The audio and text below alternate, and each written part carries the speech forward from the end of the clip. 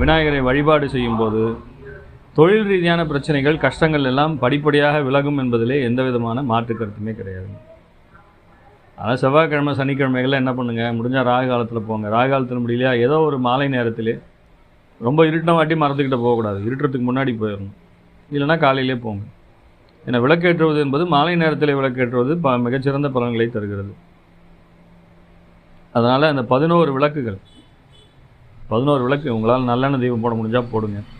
இல்லை உங்கள் கர்மா கழியணும்னு நினச்சிங்கன்னா இழுப்பெண்ணெய் தீபம் போடுங்க.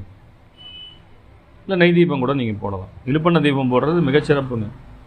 அதனால் செவ்வாய்க்கிழமை மற்றும் சனிக்கிழமைகளிலே வன்னி மரத்தடி விநாயகருக்கு 11 விளக்கு தொடர்ந்து 11 வாரங்கள் செய்து கொண்டு வாருங்க. 11 வாரங்களுக்கு 11 விளக்கு. வன்னி மரத்தடி விநாயகருக்கு மாலை நேரங்களிலே அந்த சாயரட்சம் சந்தியா காலம்னு சொல்கிறோம்.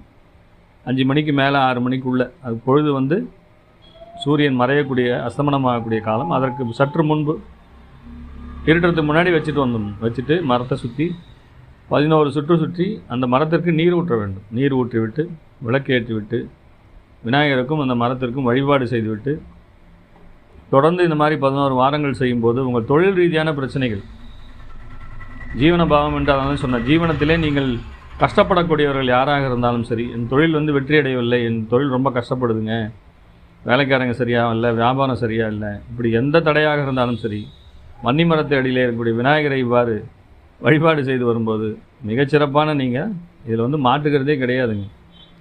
அந்த கண்கண்ட இதுங்க, இது பரிகாரம் என்பது மிகச்சிறப்பாக வேலை செய்யும்.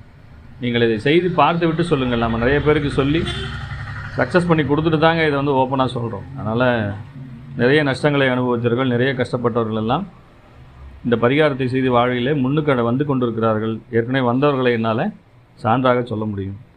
அதனால் வன்னி மரம் என்பது தலவிருட்சமாக இருக்கக்கூடிய கோயில்களுக்கு போயிட்டு வாங்க. கண்டிப்பாக போங்க. பக்கத்தில் மகுடேஸ்வரர்